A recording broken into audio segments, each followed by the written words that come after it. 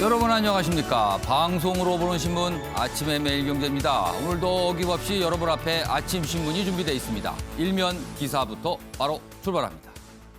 매일경제 일면 톱 기사입니다. 대출 금리에 관한 얘기입니다. 제로금리 시대입니다.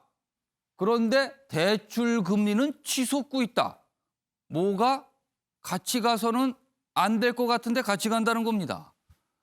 정부가요, 주택담보대출을 조이자. 사람들, 돈이 필요하신 분들은요, 전세대출, 신용대출 쪽으로 몰리고 있는 겁니다. 수요가 급증했습니다. 그러자 대출 금리가 오르고 있다는 겁니다. 대출 총량을 줄이게 나선 은행들은 열흘 사이 일제히 금리를 올리고 있다는 겁니다. 뭐가 좀 이상하다. 이렇게 기사는 질문을 하고 있습니다. 다음은 중앙일보 보겠습니다. 기사가 이쪽에 있습니다. 문재인 대통령의 캐리커처와 함께 실려있는 기사입니다. 대통령 지지율 최저를 기록했다. 그리고 윤석열 징계위는 연기를 또 했다. 이런 내용입니다. 국정 지지율 조사에서 37.4%가 나왔습니다.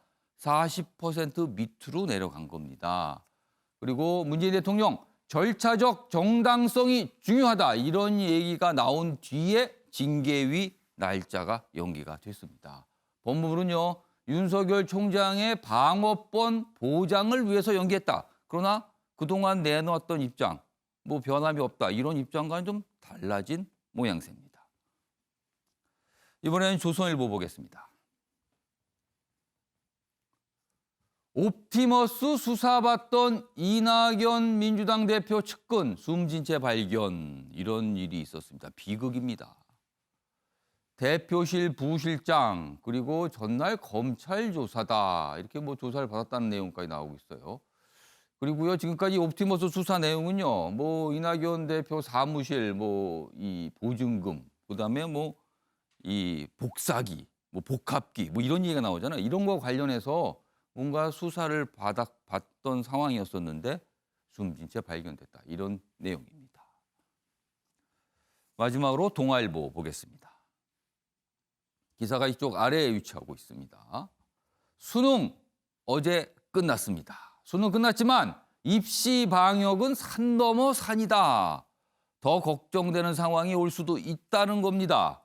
수도권 등 확산세 꺾이지 않는 상황인데요. 전국 이동을 할 수밖에 없는 대학별 고사. 그렇습니다. 수시, 면접, 실기고사 이런 등등등 기다리고 있습니다. 오늘부터 시작이 되는 거거든요. 그리고 수능은 역대 최소인 42만여 명이 응실했다. 이런 내용까지 좀 담겨 있습니다.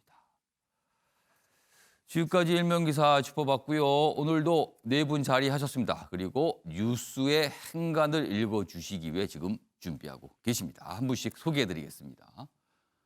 먼저 김관호 계명대 교수 오늘도 자리하셨습니다. 그리고 그 옆에는요, 이기재 전 청와대 행정관 나오셨습니다. 그리고 장윤미 변호사도 자리하셨고요. 마지막으로 주원규 삼육대 겸임교수 나오셨습니다. 안녕하세요. 안녕하세요. 오늘 다룰 주요 이슈들을 정리했습니다. 아침을 여는 키워드 4가지가 화면에 있습니다. 첫 번째 키워드는 연기 또 연기입니다. 윤석열 검찰총장의 징계 결정을 할 징계위원회가 계속 연기가 되고 있습니다. 2일, 4일, 그리고 또다시 10일로 연기가 됐습니다. 연기가 됐다는 거는 그 안에 굉장히 복잡한 그리고 고민되는 속사정이 있다는 뜻일 수도 있습니다. 두 번째 키워드는요, 집토끼입니다. 흔히 정치권에서 집토끼, 고정지지층 그런 뜻을 갖고 있죠. 문재인 대통령의 지지율과 관련해서 집토끼에 관한 분석들이 오늘 좀 신문에 많이 실려 있고요. 세 번째 키워드는 백신 면책입니다.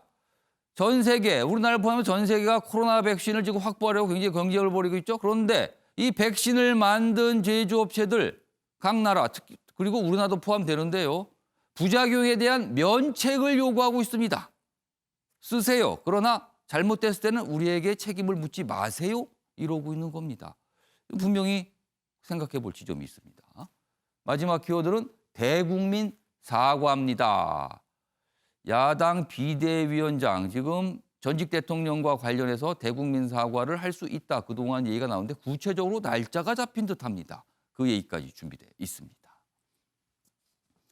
자, 그럼 아침에 매일경제 본격적으로 출발하겠습니다. 첫 번째 이슈는요.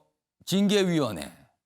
어제 참 많이 다뤄졌고요. 이유에 대한 분석 그리고 청와대 설명까지 있었습니다. 그 얘기 좀 해보겠습니다.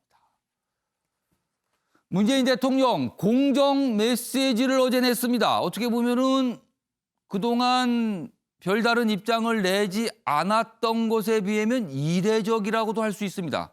이 공정 메시지 낸 지 90분 만에 법무부는 징계위원회 두 번째로 미뤘습니다.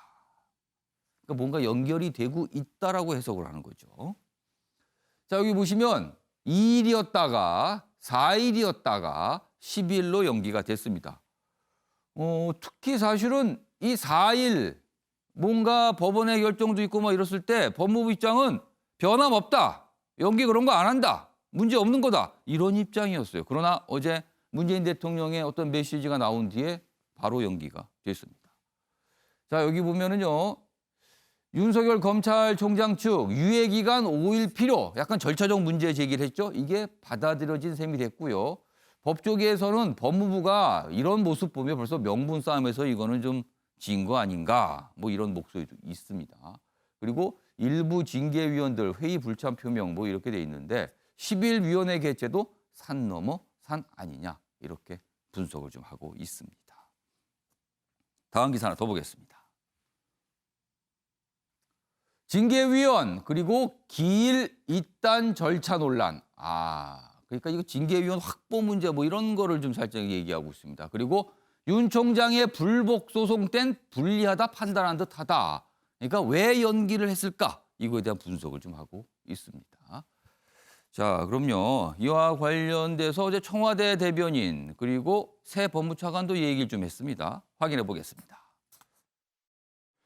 문재인 대통령은 윤석열 검찰총장에 대한 법무부 징계위원회 운영과 관련해 절차적 정당성과 공정성이 매우 중요하다고 강조했습니다. 문 대통령은 사안의 중대성에 비추어 징계위원회는 더더욱 절차적 정당성과 공정성을 담보해야 한다고 했습니다. 문 대통령은 신임 이용구 법무차관에게 징계위원회 위원장 직무대리를 맡기지 않도록 하는 것도 정당성과 공정성을 확보하는 방안이 될 것이라고 말했습니다. 현재 징계위가 어떤 결론을 미리 내려놓은 것처럼 예단하는 보도가 나오고 있는데 예단하지 말고 차분히 지켜봐 주시길 당부드리겠습니다.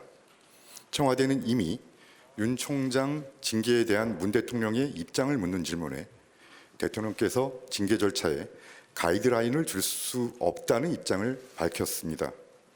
징계위가 열리는 동안 가이드라인은 없다는 입장은 유지될 것입니다.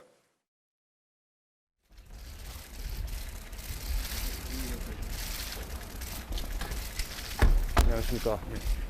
징계위 관련해서 백운규 전 장관 변호 맡은 것 때문에 징계위 맞지 않다 뭐 이런 이야기가 있었는데 한 말씀 좀 부탁드리겠습니다.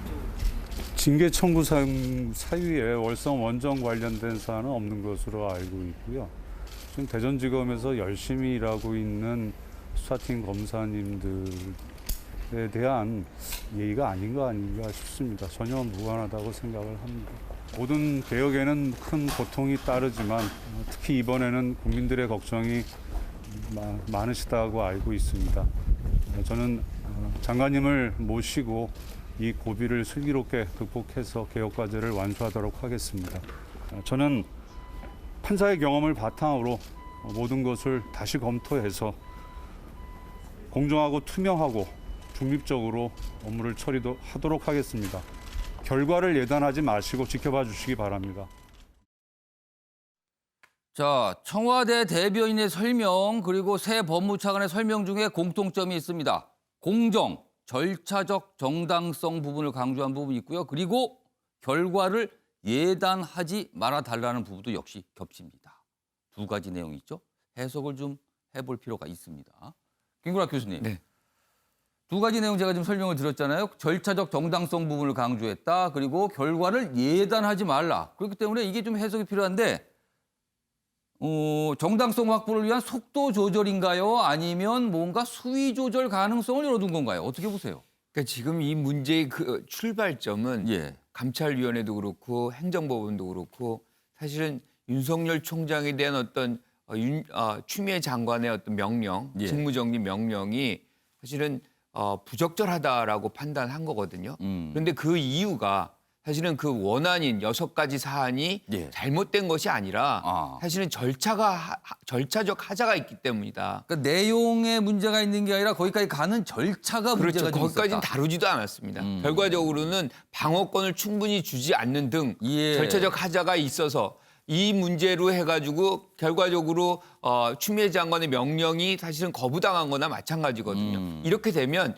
절차적 하자가 결국엔 본질을 훼손시키는 그런 결과를 맞을 수도 있다. 그러니까 징계위원회에서 사실상 6가지 사안을 다루지도 않았는데 예. 절차적 하자로 뭔가가 전부 다 잘못된 걸로 비춰질 수 있고 예. 지금 이것이 사실은 어떻게 보면 확산되고 있는 거거든요. 예. 이것이 검찰개혁에도 굉장히 부정적 영향을 미치고 이것 자체가 사실 청와대로서는 굉장히 부담스러운 것이고 대통령이 검찰총장의 징계에 관련된 어떤 이런 절차까지를 얘기하게 되는 이 장면은 예. 사실은 추미애 장관의 잘못이다라고 얘기할 수밖에 없는 것이에요. 그러니까 대통령은 지금 이거를 계속 관망하고 인내심을 갖고 예. 지켜보고 그 결과로 징계위원회에서 어떤 결정이 나오건 올라오면 예. 그걸 바탕으로 해서 대통령이 어떤 최종 결정을 내려야 되는 것인데 이 과정이 굉장히 혼돈스러워진 것 자체가 사실은 굉장히 부정적이다 이렇게 이제 생각을 하는 것이고 그런 차원에서 절차의 어떤 공정성 뭐 이런 것들을 좀 강조하고 있다 이렇게 보는 거죠.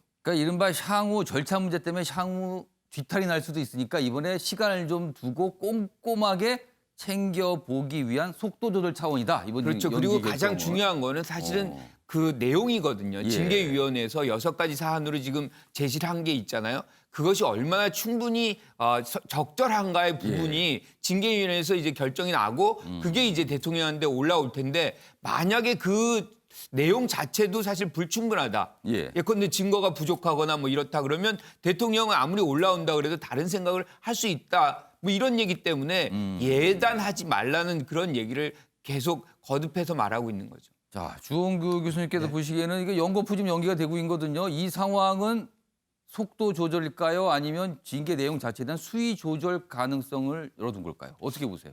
두 개 다 조율하신 것 같습니다. 일단 문재인 대통령께서 이제 말을 시작하셨고 이제 절차대로부터 시작해서 이제 예. 이른바 이제 말의 지시가 시작되셨는데 예. 저는 요번에 절차적 공정성, 정당성 얘기하신 거는 추미애 장관에 대한 나름의 문책성 발언이라고도 생각이 듭니다.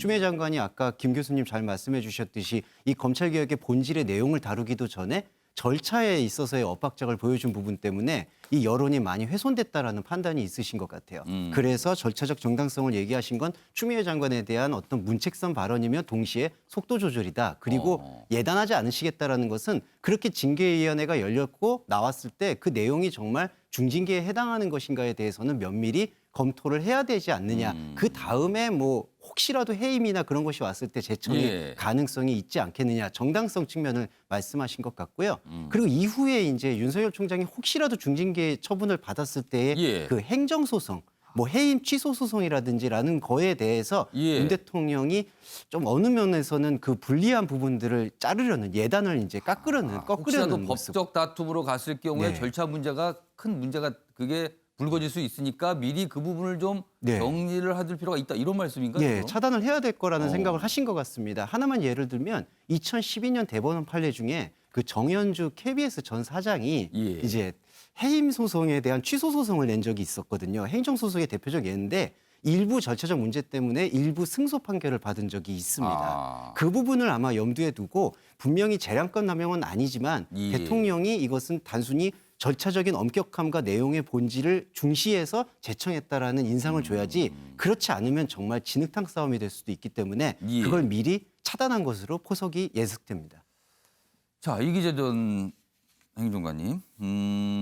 지금 사실 연기가 되는데 이제 해석들을 좀 두 분께서 하셨거든요. 뭐 두 가지 관점인데 또 다른 관점에서 보면 저 현실적인 문제로 징계위원들을 정하는 문제가 난항이 아니냐. 오늘 저 일부 이제 신문들은 그런 각도에서 또 조명도 하고 있는데요. 이 부분은 좀 어떻게 보세요? 그렇죠. 지금 워낙 이제 그 검사들의 반발이 세지 않습니까? 예. 모든 그 평검사들이 모든 지검 지청에서 반대 의견을 표명했고, 예. 뭐 고검장급 이상부터 해서 고위 간부들도 다 윤석열 총장의 편을 든 상황이기 때문에 사실 이번에 그 차장검사나 법무부 차관이 사임하게 된 배경도 예. 역시 그들 이제 검사들 사이에서는 더 이상 이제 내가 이렇게 그 추미애 장관 편을 들어서는 설 입지가 없다라는 판단 때문으로 보이는데요. 예. 그렇기 때문에 결국은 과연 징계위원회 소집이 가능하겠냐 이런 문제까지 가고 있고 결국 또 윤석열 그 총장 측에서는 지금 예. 징계위원회 명단을 계속 요구하고 있거든요. 그렇습니다. 왜냐하면 기피 신청을 하겠다는 것이고 그 기피 신청은 어떤 그 방어권 입장에서도 해줘야 된다라는 이번에 행정 그 심판의 내용이나 예. 그다음에 감찰위원회 내용으로 볼 때는 기피 신청 때문에 아마 그 이번에 그 위원회의 명단을 공개하라고 요구할 가능성이 굉장히 높습니다. 예, 그렇기 때문에 그런 어떤 여론의 압박 이런 것들에 대한 부담을 심하게 느끼고 있다고 봅니다. 장유희 변호사. 네. 지금 잠깐 말씀하셨지만 윤석열 검찰청에서는 그 징계위원들 명단을 좀 달라고 그랬어요. 공개다. 근데 지금 법무부는 공개 못 한다는 거잖아요. 이거 어떻게 될까요? 결국은 공개가 안 될 겁니까? 공개가 될 수도 있는 겁니까? 어떻게 보세요? 저는 공개를 할 필요가 있다라고 생각합니다. 단순히 징계 대상자의 방어권 보장 예. 차원뿐만이 아니라 이 관련 규정인 검사 징계법을 보면 징계 대상자는 기피 제척 회피를 할 수가 있습니다.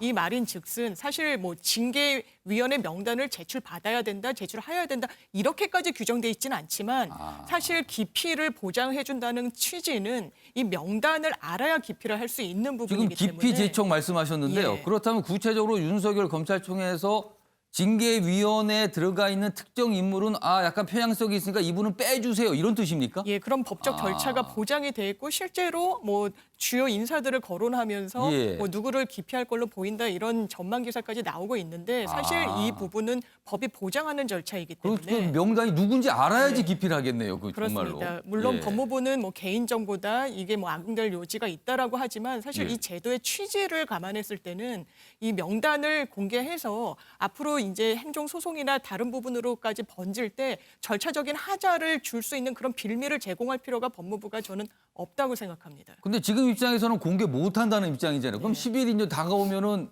어떻게 전망하세요? 결국은 법무부는 끝까지 공개를 안 할 것이다. 아니면 결국은 공개할 수밖에 없다. 전망은 어떻게 하세요? 저는 결과적으로는 공개할 수밖에 없을 거라고 보고 만약에 공개하지 않으면 아까 주원규 교수님이 말씀하신 것처럼 행정소송으로 갔을 때 이 절차적인 하자로 판단받을 수 있는 여지도 그 있기 부분 때문에 역시 또 나중에 법적 네. 다툼의 대상이 될 수 있다는 거네요. 그렇습니다. 그래서 공개를 해야 된다고 봅니다. 이기재 전 행정관님께 추가 질문 드릴게요. 만약입니다. 물론 어제 청와대도 그렇고 법무차관도 예단하지 말라 그랬습니다만 언론들은 가능성에 대해서 예단까지지만 가능성에 대해서 전망을 하는 건데 징계위가 열려서 가장 수위가 높은 해임 결정이 나왔어요. 그리고 문재인 대통령의 재가까지 이루어졌습니다. 그럼 해임이 되는 거잖아요. 그 상황에 대해서 윤석열 검찰총장이 그러니까 불복하는 거죠. 그리고 법적인 소송으로 들어갈까? 이 부분은 어떻게 전망하세요? 저는 100% 법적 소송으로 간다고 100% 보고요. 간다? 예. 그리고 이제 바로 이제 이제 가처분 신청을 내겠죠. 집행정지에 대한 가처분 신청을 낼 거고 그러면 이 부분에 대해서 굉장히 이것을 만약에 또 법원에서 예. 윤석열 총장에 대한 편을 들어주게 된다면 전국이 어마어마한 근데 이 소송은 단순한 게 아니라 대통령과 검찰총장 사이의 소송이잖아요. 예, 그렇게 될 가능성도 높고요. 그러면 이제 또 국회가 나서서 아마 탄핵 소추를 할 가능성이 또 높아지고 그렇게 됐을 때 이 전국이 어떻게 흐를 예. 건지 진짜 한 치 앞도 내다볼 수 없는 상황으로 가고 있습니다.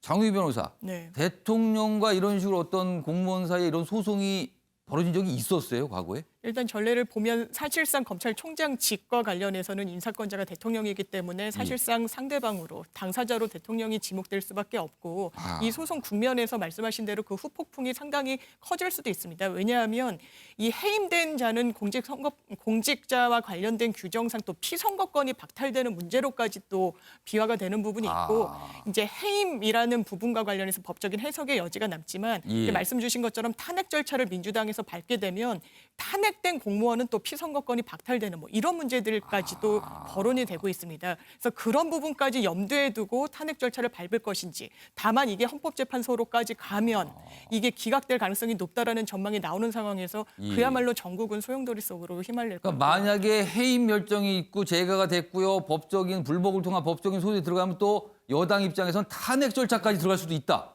그렇습니다.